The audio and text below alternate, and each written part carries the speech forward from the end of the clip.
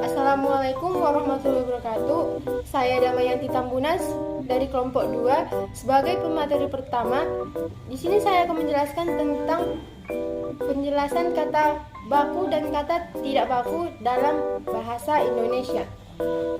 Nah, dalam penggunaan bahasa Indonesia yang baik dan benar, terdapat aturan untuk menggunakan bahasa baku.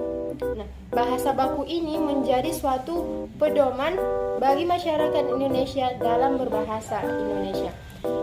Itulah kenapa kita harus mempelajari kata baku dan kata tidak baku beserta artinya. Mengetahui kata baku dan tidak baku beserta artinya menjadi penting karena faktanya terdapat banyak penyimpangan yang sering terjadi dalam aturan baku tersebut. Hal ini tidak lepas dari adanya pengaruh lingkungan di mana setiap daerah di Indonesia memiliki logat atau dialek yang berbeda. Perbedaan inilah yang membuat pengacuan kata baku jadi menyimpang. Kata-kata yang menyimpang ini biasanya disebut dengan kata tidak baku. Di tengah komunikasi masyarakat, penggunaan kata tidak baku justru lebih populer dibandingkan kata baku. Sedangkan kata baku lebih sering digunakan untuk acara dan komunikasi formal, kuliah, atau dalam tulisan sastra penelitian. Nah, untuk menyegarkan kembali ingatan terkait kata baku dan kata tidak baku, berikut akan disampaikan oleh pemateri selanjutnya, kata baku dan kata tidak baku. Baik, di sini saya akan melanjutkan kalimat tidak baku. Contohnya, hari ini Dita izin tidak masuk ke sekolah. Nah, dari kalimat tersebut terdapat kalimat tidak baku, yaitu izin. Nah, lalu bagaimana contoh kalimat bakunya?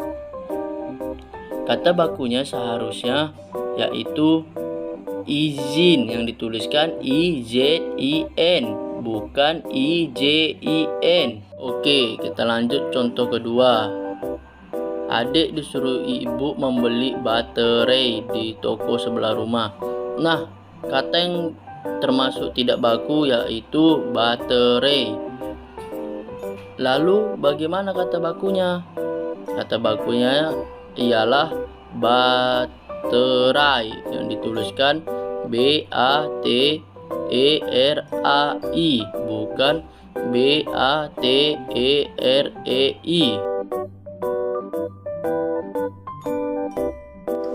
Adapun contoh kata yang tidak baku terjadi pada kalimat saat ini harga cabai terus melambung naik. Seharusnya kata yang benar adalah saat ini harga cabai terus melambung naik. Penggunaan kata yang benar adalah dengan ejaan CABAI yang dibaca dengan cabai, dan CABE itu merupakan kata yang salah. Baik, di sini saya Rafika Amalia akan menjelaskan materi terakhir, yaitu materi keempat tentang analisis penggunaan kata baku dan kata non-baku dalam berbahasa Indonesia di kehidupan sehari-hari. Tentunya menggunakan bahasa yang baik dan benar itu harus dilakukan oleh kita dalam kehidupan sehari-hari, karena mengingat bahasa merupakan alat komunikasi. Namun kita sadari bahwasannya penggunaan bahasa baku dalam kehidupan sehari-hari itu sangat jarang dilakukan. Kebanyakan orang berbicara atau berkomunikasi dengan menggunakan bahasa yang tidak baku. Selain dialek atau logat, serta lingkungan yang mempengaruhi bahasa tersebut menjadi bahasa tidak baku, kata-kata serapan dalam bahasa asing juga mempengaruhi bahasa Indonesia yang kita gunakan dalam kehidupan sehari-hari itu baku atau tidak.